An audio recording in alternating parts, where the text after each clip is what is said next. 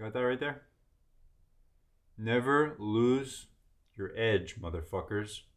I'm standing over here in my office and we got a bunch of screens going on over here. Actually, it's a new setup. Maybe I'll show you what's going on one day. But basically what this video is about, I'm going to be talking to you guys about the difference between having a scarcity mindset and an abundance mindset in regards to trading and trading the markets. So as a content creator, I've had experiences with this in the past and learning about trading. And I honestly believe that most people by default were like almost pre-programmed to have a scarcity mindset, meaning that there's not enough to go around. That's what most people think. And that's why most people are kind of skeptical when it comes to sharing interesting information about trading or trading strategies and all that. So I want to talk to you guys about it and put it into perspective a little bit in this video. All right. And if you do enjoy this video, remember to press that like button because it's going to inform other people out there to watch it as well. My name is Chris. I'm the owner of Verillo Trading, and over here I help out traders to make more money for their trading account by showing them cool software tricks and also developing their own sort of custom tools. We're getting there. Thank you for watching. Let's get it, baby. All right. So scarcity mindset is basically this. It stems from fear. And fear is a perfectly normal emotion that everybody experiences pretty much on a daily basis. But I will also say that I believe personally that fear is used by certain beings in this world to gain power over others, okay? And I see it all over the place in the news, in advertisements especially. They play on emotions, and that's how they make things captivating so that you can click on it. Unfortunately, guys, this is the reality that we live in. It's that they need to capture people's emotions or play into people's emotions and their fear and their psychology in order to get their attention in an oversaturated environment called the internet. So it's only normal that most people default to having what I call a scarcity mindset. What a scarcity mindset is, my own definition of it is when you believe that there's not enough to go around for everybody, or where you become a little bit skeptical to give out all the information, all the sauce, because again, it stems from fear, because it's a fear of either that if you share the information that people are going to figure out what you're doing, and then what you're doing will not be working for you anymore because too many people figured it out. But in the context of the financial markets, it's different, guys. It's not the same as everybody learning the same shortcut of a car driving down a street. It's really not the same at all. You can't even compare them. So here's a couple of facts. The first one is that the majority of people who watch trading content on YouTube are beginner to intermediate level traders. Now, that being said, for sure, there's some people that are very experienced that watch this stuff, but I see it in my own analytics, guys. I'm a content creator, and I can tell that when I put a video about how to code in Sierra Chart or how to code some crazy stuff, nobody watches it. But then when I put out a simple concept of video like how to do scalping or how to use a trading platform, something more simple, all of a sudden it gets all kinds of views and then all kinds of comments. And by reading the comments, you can tell that most people are in the beginner to intermediate level. When it comes to trading content, people who make the content who are not that experienced in trading, I was this person, okay? They also portray, a lot of them portray a scarcity mindset, meaning that once they start getting into detail with a strategy, like, oh no, I can't go that far. I can't share you that information now because you have to click on my thing and now buy my course or whatever, okay? Now, there's nothing wrong with courses because at the end of the day, it's just education. It's just helping people do whatever you want. Each person is allowed to do whatever the hell they want to do. That's my belief. But having a scarcity mindset is where the problem is, because when you have a scarcity mindset, when you show people that, oh no, I can't share that with you because if I share it with you, maybe something bad might happen, it stems from fear. And when you do that, when you share that with people out in content, they absorb that and it confirms their existing belief system that there is not enough to go around in regards to trading financial markets, which is completely a flawed belief system. And the reason it's a flawed belief system is, I'll give you a couple of examples of it right now. So I want to say that if I give you guys all my tricks and tips and tools and what I call secret sauce and magic sauce and everything on top, I honestly believe that very, very few people will be able to actually do anything with that information. Now, it doesn't have to be me. It could be any consistent trader. Picture the most consistent trader you know who's making 6 figures or more just from trading. Okay? That's not me, but it's someone out there. Okay, they could sit down with you. They could do an entire masterclass showing every single one of their tips and tricks, run you through exactly what they were seeing on the trades, and run you through so much stuff, but you will still not be able to trade as good as them. Why? Well, I'll tell you why. Because it's not just about knowing the stuff. And here's a quick, easy analogy to make, right? Tiger Woods, or one of the best musician guitar players, Guthrie Govan. He could sit down and do a masterclass and show you exactly what he's doing and exactly what he's thinking about. You could sit down, practice. You still can't play like him because you're not him. You don't have the same experience, the same life that he had to get to the point where he is currently, where he's executing those things in real time. Okay? So just because you know what somebody's doing, it doesn't mean you're going to be able to do it. That's the first thing that debunks having a scarcity mindset about sharing information about trading. Let's get a little bit even more technical, a little bit more practical with this. Let's say I have a consistent strategy, right? And I tell everybody what the strategy is. Let's say, for example, it's a strategy where I'm shorting 1 or 2 days after a blow off top move. So for example, the market's moving high. We have a lot of euphoria, a lot of traders, buy. Everybody's talking about it. What we have in the market is a blow off top, which means a huge euphoria spike to the upside to really insane prices, and then an immediate V-shaped recovery back to the downside. And all of a sudden the market is now sort of back into reality, and now we're sort of in more of a consolidation mode. So there's a setup that some traders that I know, they take this setup, and it also works on the long side as well, which is, 2 days, 2 days, 3 days after you have those blow off tops, what they're doing is they're sitting on the offer looking to sell pullbacks and playing that ultra high as an area that's probably not gonna be tested again for some time. So they scalp it on the sell side in that case, and they just, cover their shorts around the VWAP or below the VWAP, or if they get some kind of continuation.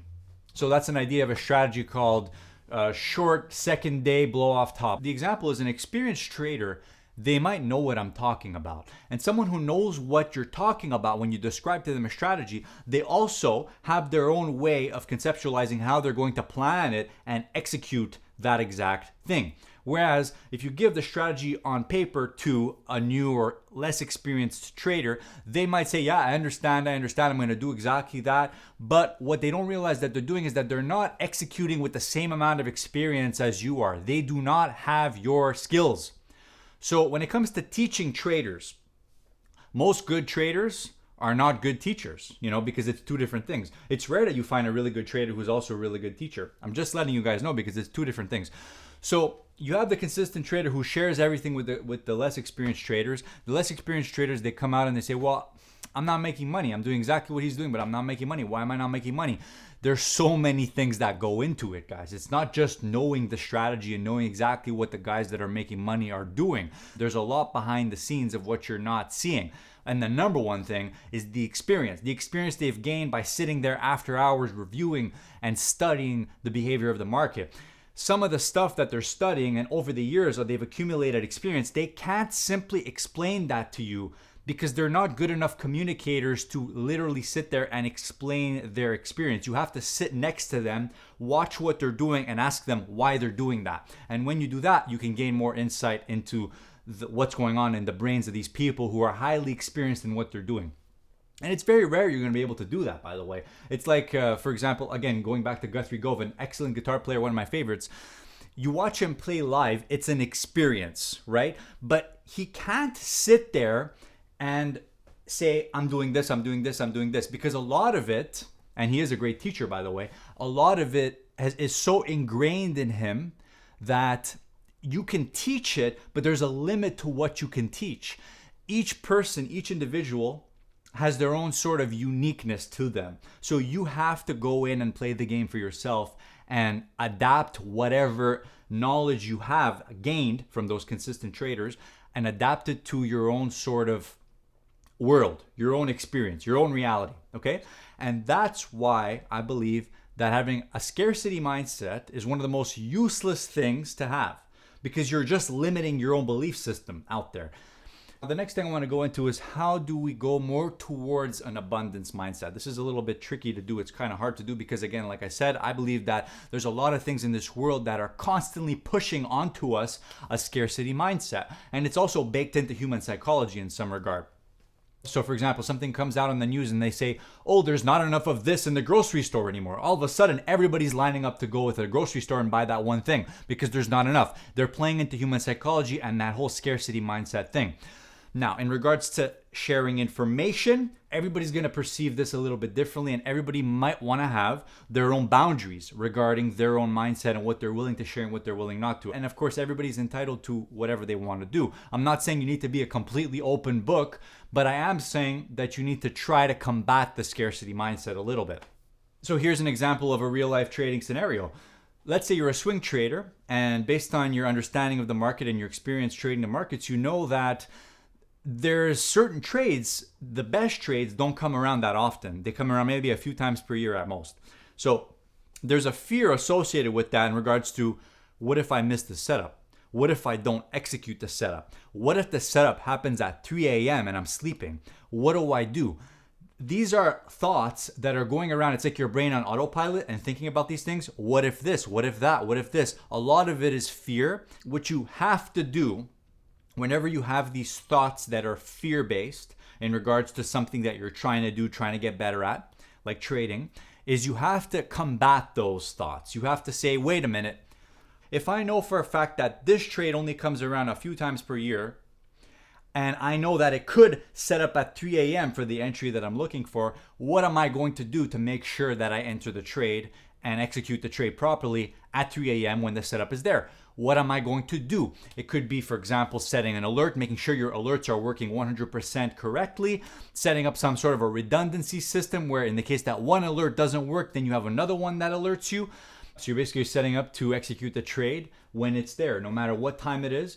And then what's even more complicated sometimes is that you may have an idea about something that's conflicting with something else that you're thinking about. So let's say you have a belief system that says, oh, 3 o'clock in the morning, I can't trade at that time. That's not normal to trade at 3 o'clock in the morning. Some sort of belief that you might have, right?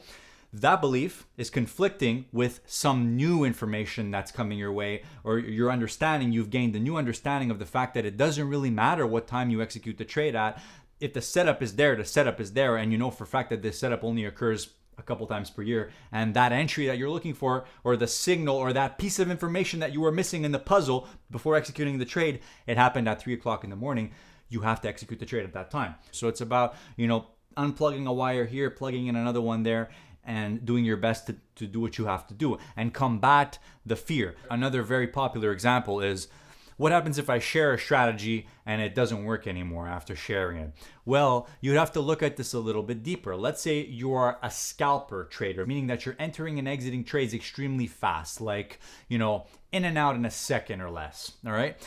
Let's say you have the strategy automated or nearly automated, like you're doing some of the work, but some of it you're not. You have traders that you're coaching on how to perform this exact strategy.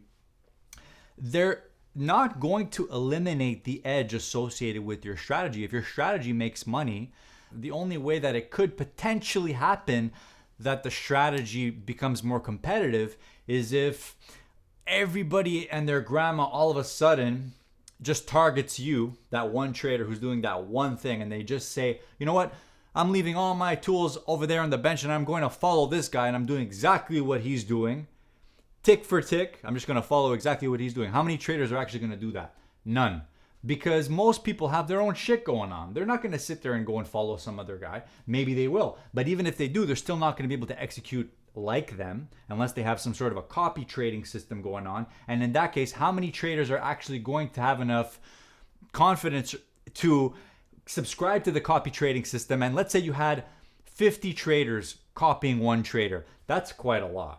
But I honestly think in a lot of big futures markets, 50 traders copying one trader may not even make a difference to the market, right? So it's all about implementing it and seeing what the result of it is, seeing what the outcome happens. So I'm literally giving you an explanation of how you can execute a strategy exactly like another trader, and you don't even know what's going to happen. It's not going to eliminate the profitability of the strategy. However, it could affect how the market is reacting in any given moment, because the market's reacting based on liquidity and orders coming in and out of it. And if there's more orders coming in at the same time, it's just going to change how the market reacts. It won't make it harder to make money. However, it could if certain things happen. So there's no guarantees. Last thing I got to say before we end this video is experience is king. Nothing comes close to what experience will give you, my friends. I'll give you an example. I'm looking over here at these markets. TRX, for example, is a cryptocurrency, all right? Or Dogecoin, TRX, or TON, that's another one. TON coin, it's a Telegram coin. I'm not advertising for them, I'm just telling you about those coins. Me 2 years ago, trading these, I would be way more all over the place in the sense that I would be like, okay, I have to execute it now. But fast forward 2 years, you gain more knowledge, you gain more experience, you have more of an understanding of supply and demand and how markets typically move around the time frames that you're operating in. So I've been looking at a 15-minute chart for a few years to the point where I kind of understand how market rotations work, and I've seen, the stock market and the bond market move enough that I understand supply demand dynamics to a pretty high level, more than I did 2 years ago. So what I'm trying to say is that the way that I would execute the trade today is in a much more patient approach. And I don't just jump on a trade and hit it now. I have a lot more patience and a lot more coldly calculated design in regards to what I'm doing. It doesn't guarantee that I'm going to make money, but I think it guarantees that I'm going to stay out of trouble more often than not because I'm not executing lower quality entries as much as I would have been 2-3 years ago. You guys understand what I'm saying? So experience pays off. So right now I'm looking at the TRX market over there, and I was looking for a short. I'm scouting a short trade on it, but I'm not confident because of what it's doing. We have a low volatility day. The context is just not right. We're moving around in a way that is low volatility, and it's moving around sort of like a bond market. Also, we had low volatility in the stock market today, which contributes to the overall volatility in risk assets, and cryptocurrency falls into the category of risk assets. So generally speaking, it's not really a good day to execute trades. Once the market starts moving, I can consider those ideas that I've been working on, and I can say, okay, is this setting up properly? We have a catalyst, there's more liquidity, there's more volume, there's more action, more traders doing business. A good chance we can get in and out and make some money here today in this market. Take what I just said and minus it by 3 years of experience looking at the markets every day, and all of a sudden you have a trader who's willing to execute any trade on a day where there's no traders playing the game. So that's what I mean about experience. Thank you for watching, guys, and click here to watch a new video, and then click here to see a playlist of videos like this. Thank you for watching. I'll see you in the next video. Chris at Brutal Trading. Take care.